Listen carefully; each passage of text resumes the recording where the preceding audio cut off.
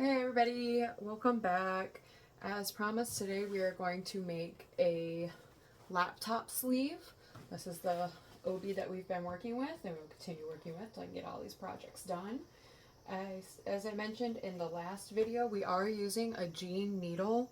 It's thicker, it's heavier, it will puncture through a lot better than a universal or quilting needle. So I highly recommend a jean needle for this project. I'm trying to find my little, there it is. 130, 705, 9014. That's the size I'm using for this project. I wish Matt's paid for my needles. I go through a lot of them. Also, how often should you be changing your needle, people? Huh?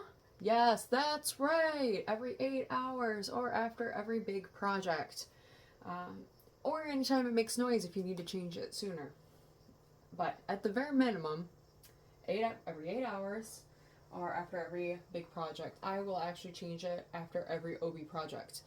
Not because it's been 8 hours, but Jenny's seen some things, so we're gonna be a little nice to her. Alright, sorry, I was trying to get little fluffs off and whatnot. So as we did last time, we ironed this hem inside of itself, and we're gonna do a very quick top stitch over it. I am using a straight line and about a 2.6 millimeter stitch length. Set everything else up that your machine likes. So when it comes to your presser foot and your pressure and your tension, I recommend using some of that scrap that you have and running it through real quick just to make sure everything's good, especially if you're really used to using finer fabrics. This is thick. You need to make sure your machine can handle it and that you can handle it. So, I'm going to start here.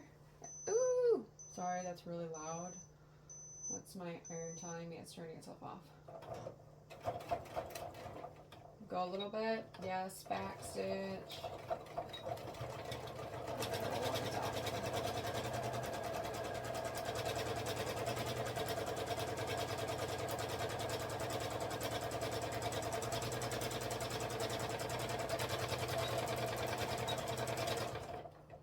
Now, top stitch means something different to everybody. How far from the edge do you go? How close to how far out? Oh, look. I missed it a little bit. So, oh, maybe it did catch it.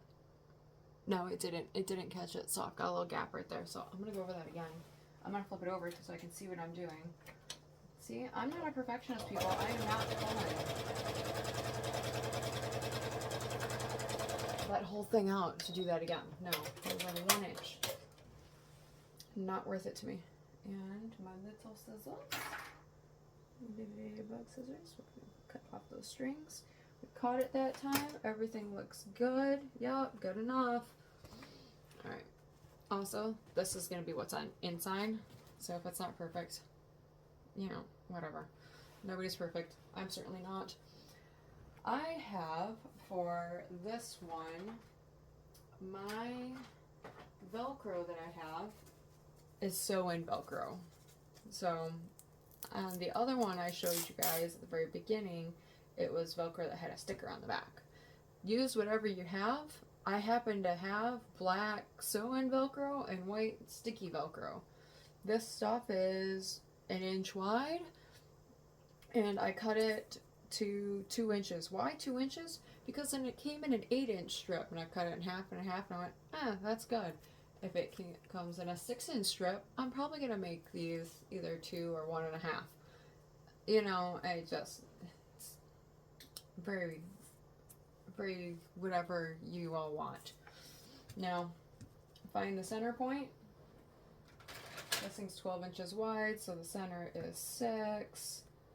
So it's right about there, which means it's right about there on the inside. I don't know how well you can see this because it's black on black. So it's about centered. I like to sew the sharp piece, not the fluffy side, but the sharp one, on the top of the flap.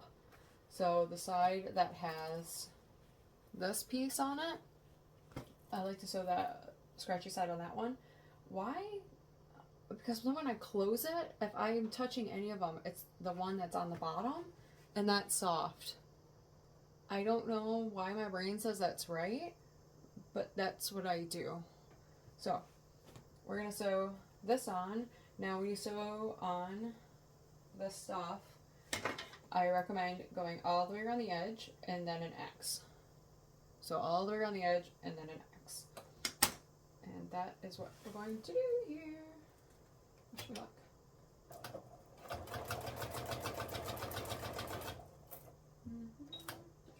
Get to the end and pivot. That's not at all anymore. No.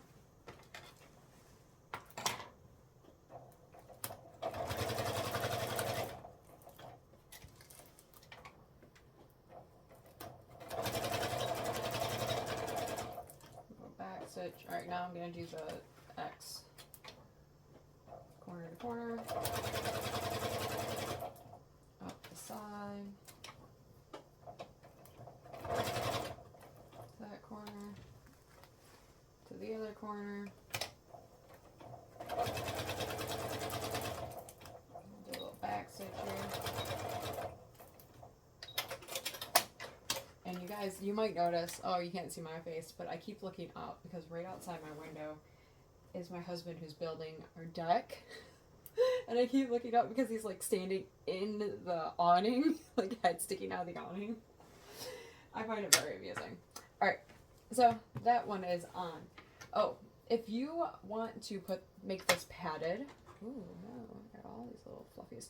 If you want to make this padded, before you zip it shut, go ahead and shove a piece of batting down into it, and then I would stitch like this line in to hold the batting, and then stitch up here to keep the batting from shifting too much.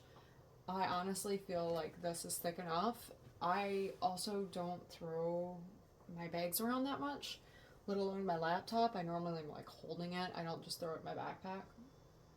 So for me, this is good. But again, if you want it extra padded before you sew off the end, shove a layer of batting in there. Okay. I will try to mention it sooner when we work on the tablet case.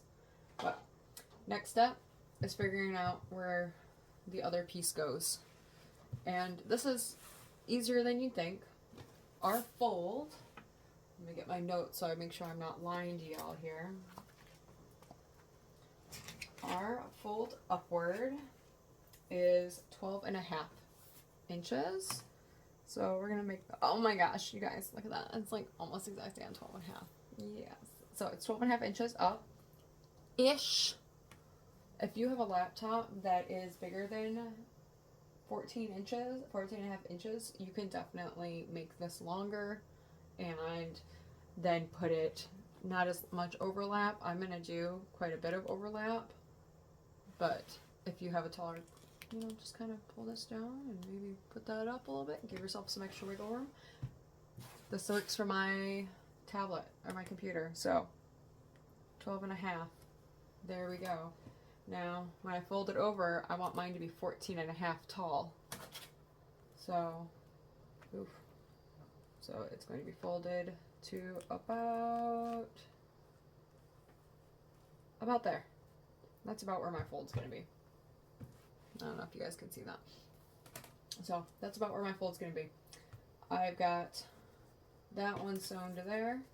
So that means my other piece, I'm actually going to make this slightly more centered for her, is going to be right about there. Ah, I stuck it to it. Oh, that was very smart. Now, normally at this point, I would put a little dot of glue here and stick it and wait a minute, like go get a coffee or a tea and come back, and that way I know this bugger is not going anywhere when I start sewing it. But I'm doing this in real time for you guys, so rather than I'll leave and to go get a cup of tea, unless you guys really want to go get a cup, it's up to you. We're gonna do the same thing all the way around.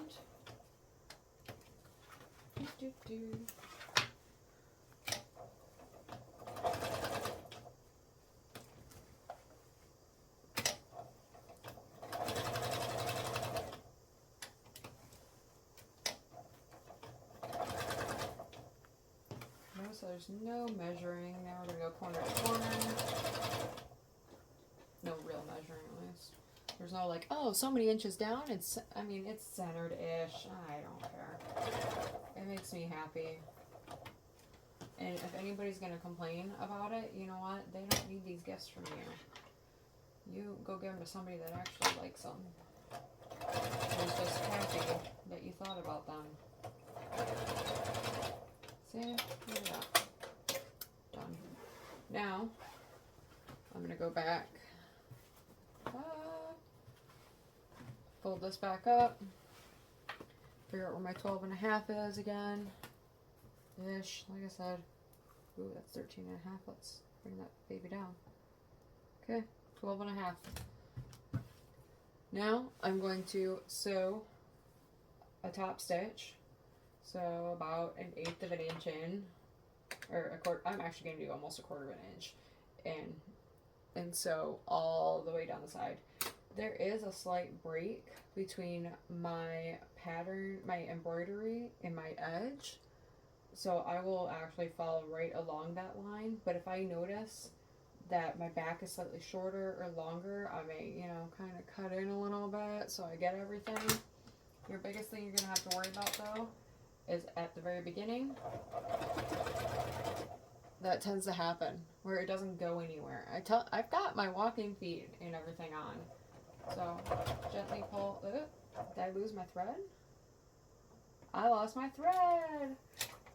This is what happens when you're real people doing real things. I love my needle threader. There we go. I'm going to go back a little bit so I can go over those stitches again before I lost the thread. There we go. Again, I've got a 2.6. If you want to bump this up to like a 2.8 or even a 3, if you notice your machine is struggling, do that. Do what makes you and your machine happy. Now, do watch for skipped stitches while you're doing this, and you'll know when it skips a stitch because it gives you a lot of extra thread right here for a stitch. If that happens, just go back and go over it again. Just make sure it's all the way held down. Yes, this is my normal speed. No, got this. Faster isn't always better. So I'm watching for skip stitches. Little back stitch at the end there. Look at that. And then I'll run my hand through. Make sure you cut them all the way. Yup. Now the other side. Lay it semi-flat. Get that up under there. Back stitch. Thank you, lovely.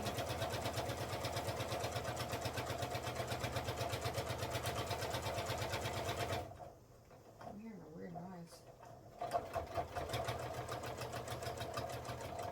Oh.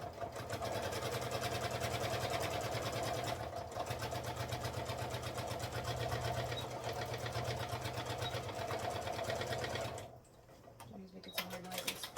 Again, if you did batting, before you fold it over, I would do a measurement, or I would be like, all right, this is how tall? This is actually 13.5. Is that supposed to be 12.5? It is 12.5. I'm just really slow today. So at 12.5, stitch a line here. It'll help the batting stay and will give you a more solid shape. Because I don't have batting in mine, I don't need to do that extra stitch.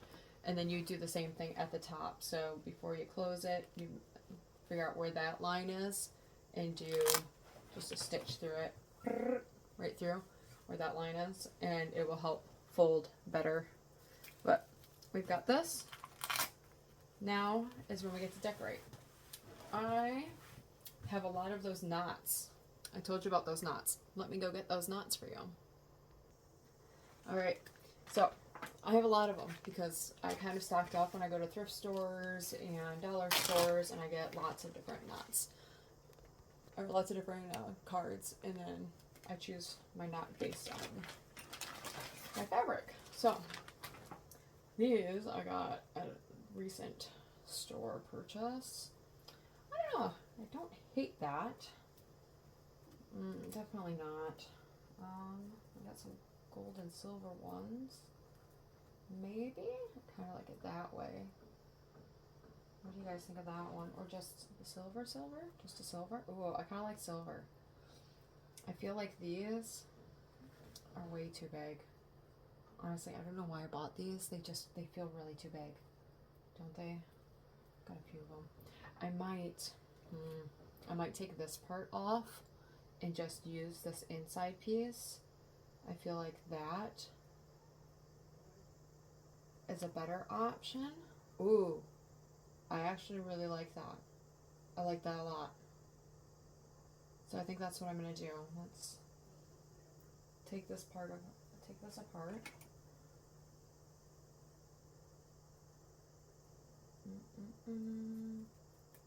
Shouldn't be using these scissors, but oh well.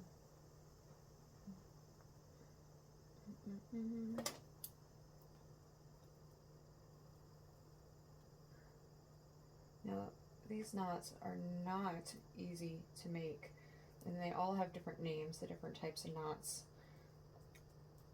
And for the love of me, I never have learned them. I probably won't. There we go. So we've got this one. I kind of like that. We've got this one, and I can cut that down. Or we've got this one.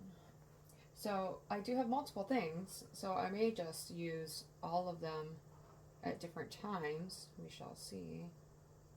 Look at that, now I can make another one. I just gotta tie that together. I don't know. We'll see. We'll see how I'm feeling. I'm not gonna throw any of that away. I'm just gonna hold it for later. So we're gonna figure out which one we want. I got this one. No, I'm going with the silver. Sorry. I'm going with the silver. Oh, no, I have this one too. Do you like that one better? No, silver. Alright. And then I use just regular glue. It's like a craft glue is what I use. You line it up about center, and because this thing's not center, this will help cover it.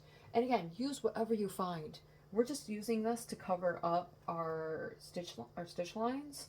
You don't even have to put something there if you don't really want to. It's kind of up to you.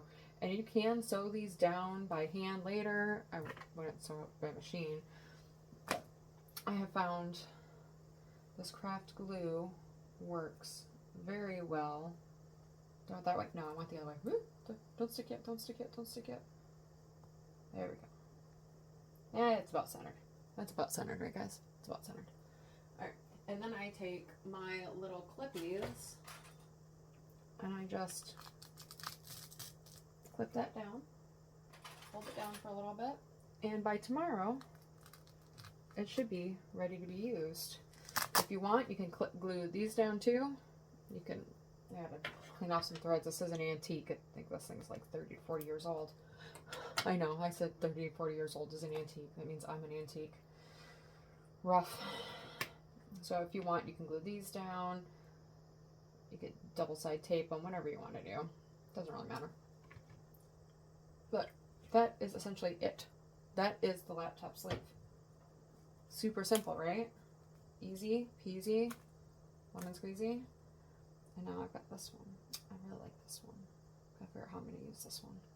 Anyway, so laptop sleeve done. Check. Next up, we're gonna do probably the either the clutch or the other, or the tablet sleeve. We'll see how I'm feeling. All right, but now enjoy your new laptop sleeve.